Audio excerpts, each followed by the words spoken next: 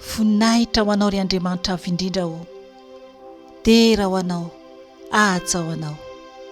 Jesosy aho, tiako ianao, manaja anao aho, ary asandratro foana ianao, mandra-patapitry ny fofinaiko, mandra-pialako eto ambony ity tany ity. Tompo, anambara indray ny fahatsaranao aho, ny amin'izay nataonao tamin'ny ankohonako. Jesosy aho, mankalaza anao foana aho, ary anambara izay tianao hozaraina, mba hikasianao ny olonao tsiraray avy eran-tany. Jesosy, satria mbola maro ny tsy malala, mbola maro ny ao anatin'ny aizina, ka tianao ho taritina ho aminao ilay fahazavana lehibe, ka mangataka anao hafana masino hiteny amin'ny alalako, ka ny nofy rehetra dia tsy anana anjara amin'izao fotoana izao. Ka raiso ny kontrola ny tenako fanahy masina, satria izao dia mpanomponao, mpiasanao, manatanteraka sy mankatoa izay baiko rehetra andidinao ahy, dia ataoko izany. Jesosy, sotra Tompo, ka mangataka ny ranao a Jesosy, andrakotra ny asanao sy ny mpanomponao tsiraray avy, izay tena manompo anao sy mandeha araka ny fahamarinana tahaka anao Jesosy, ary miaina ao anatin'ny fahamasinana tanteraka. Misaotra Jesosy aho, dera ho anao irery any, hatramin'ny taloha indrindra sy ankehitriny ary mandrakizay dory. Amen. Mbola faly miarabanao amin'ny anaran'i Jesosy Tompo aho amin'ny alalan'izao video izao. Anio atalata fa 7 ny volana Jona 2022.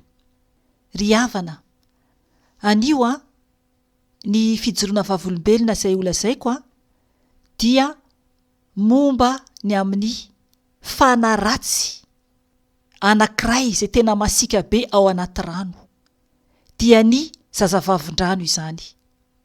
Fanaratsy hoy aho, ary eny tompoko, tena misy tokoa izany, tena misy tokoa izany. Voalohany aloha dia maka ten'Andriamanitra ako, anamarinana izany fa tena misy ny Zazavavindrano, izany hoe ny devoly ao anaty rano. Dia hijoro Vavolombelona aho avy eo Horaisintsika aloha ny ao amin'ny bokin'ny Apokalipsy toko 17, satria araka ny lazaiko dia ny fanahin'ny Tompo mampahafantatra foana ny verset izay horaisina arakaraky ny témoignage fijoroana Vavolombelona izay asain'ny fanahy masina zaraina. Dia io Apokalipsy io aloha zany no vakiantsika. Apokalipsy toko 17 hovakiantsika ny andiny voalohany anamarinana hoe misy biby any an-dranomasina. Dia verset iray na roa fotsiny no raisiko eo ambany, fa tsy hiditra anazava lavabe momba an'io ahako. Hovakiako izany amin'ny anaran'i Jesosy Tompo. Ary hitako fa indro nisy BIBIDIA niakatra avy Tao Amin'NY ranomasina, nanana tandroka 10 sy loha 7, ary tamin'ny tandrony dia nisy diadema 10, ary tamin'ny lohany dia nisy anarana miteny ratsy. Amen. Ry havana, io BIBIDIA io dia avy tao amin'ny ranomasina. Zany hoe devoly zany izy io. Miangavy anao mihitsy amaky an'io tantara io. Ary io biby io voalazan'ny tenin'Andriamanitra eto nomen'ilay dragona azy ny heriny sy ny seza fiandrianany ary fahefana lehibe. Izany hoe mana fahefana ratsy zany izy io, satria ery amin'ny andiny voalohany eo amin'ny faraparany eo dia manambara fa tamin'ny lohany dia nisy anarana miteny ratsy. Tena devolin'ny Satana mihitsy io. Ary ny ery amin'ny andininy fahenina dia mbola manambara manamafy koa hoe dia nanokatra ny vavany hiteny ratsy an'Andriamanitra izy, dia ny iteny ratsy ny anarany sy ny tabernakeliny dia ireo monina any an-danitra. Zay zany manambara sahady fa misy devoly any an-dranomasina. Dia horaisintsika ny ao amin'ny Marka. Ireo roa ihany vakiantsika dia hitantara aminao ny amin'ny zavatra izay niseho ahako. Marka 5 tsy ho vakiantsika manontolo io Marka 5 io, fa ilay tena votoatony andraisantsika afatarana ilay fanahy maloto any anaty ranomasina, Zazavavindrano zany no tiako ambara aminao eto. Horaisintsika manomboka eo amin'ny 9 ka hatramin'ny 10 dia ho vakiako izany amin'ny anaran'i Jesosy Tompo.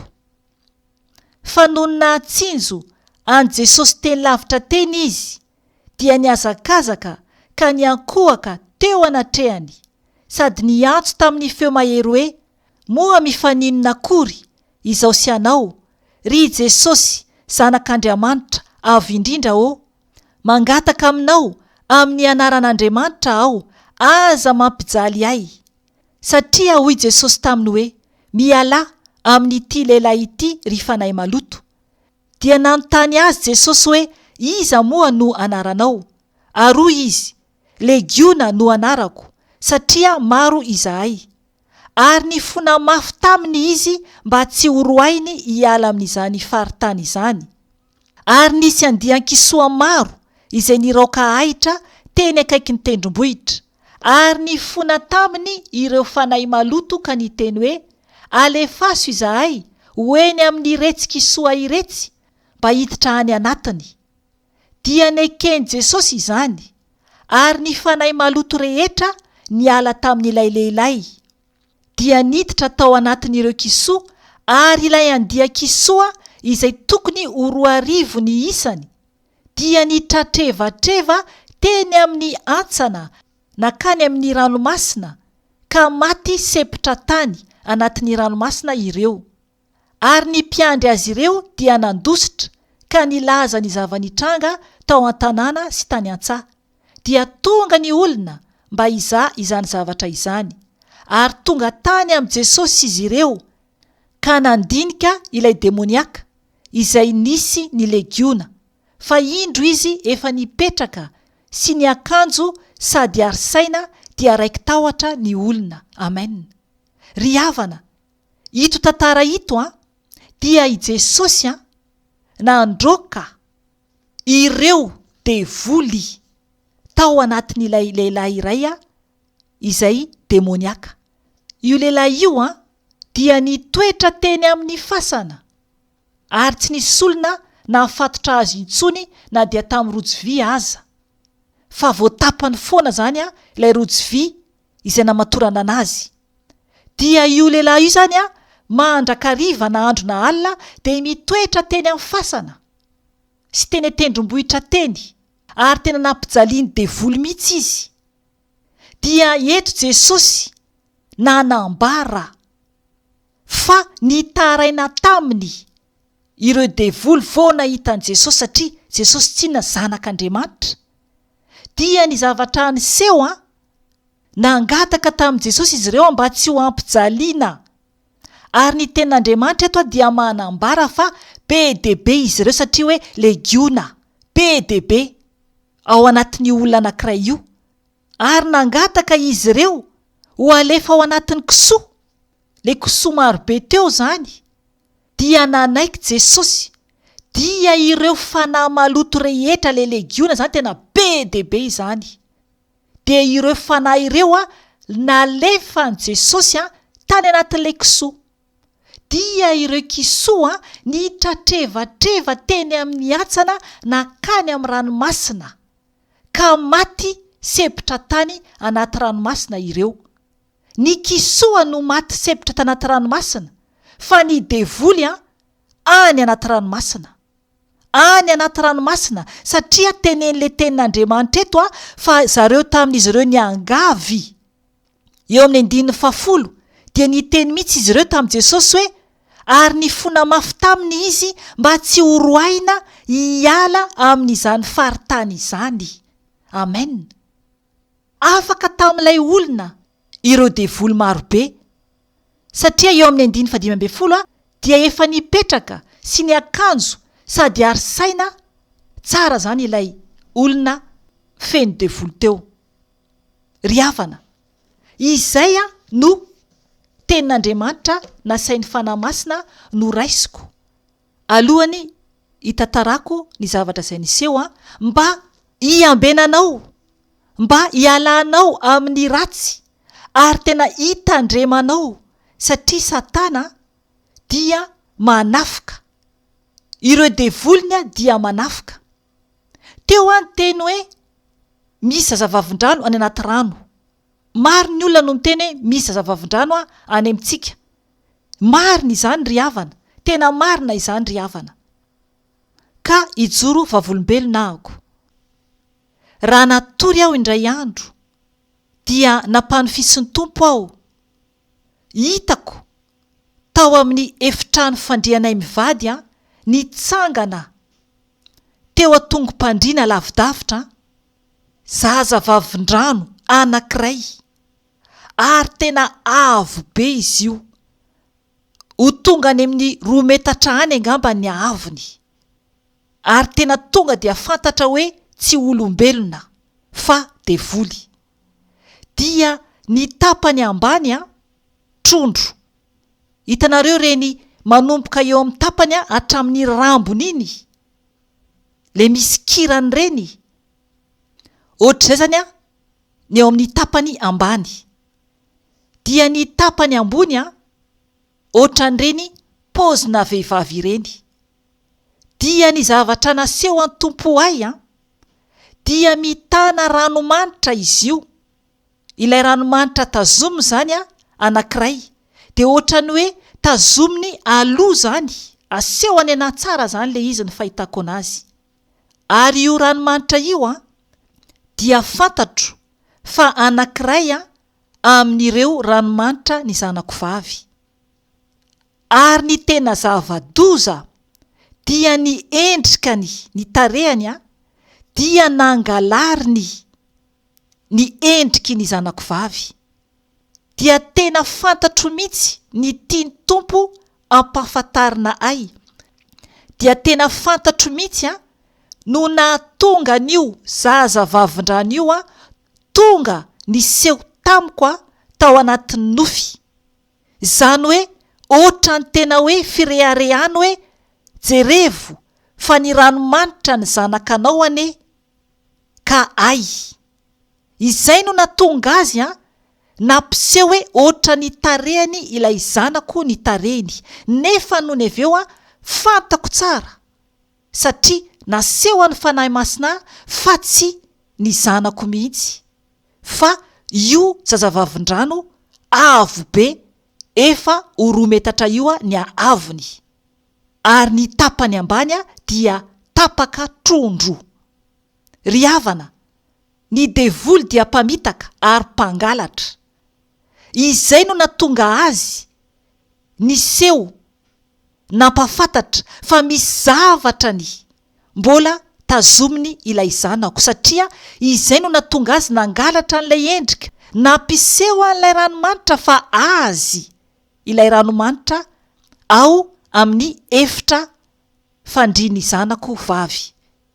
Ary tena isaorana ny Tompo satria fampitandremana lehibe no ataon'ny Tompo amintsika zanany tsiraray avy. Isaorana azy satria nomeny alalana ahita ny zava-miafina izay tsy hita ny olombelona ny amin'ny fampitandremana, ny amin'ny fandriky ny Satana. Aleloia, voninahitra ho an'Andriamanitra. Ary noho ny tatio ariana dia niteny tamin'ilay zanako ahako ary nampitandrina azy. Isaorana an' Jesosy satria ny Tompo ihany dia efa nampiseho azy koa ny mombany amin'ny devoly ao anatin'ny ranomanitra. Ilay efa nataoko fijoroana Vavolombelona any anaty video anankiray ihany. Izay ilay fitiavan'Andriamanitra antsika Ary ny fahalebiazany dia ny teny ilay zanako fa efa nariny avokoa ireny rehetra ireny.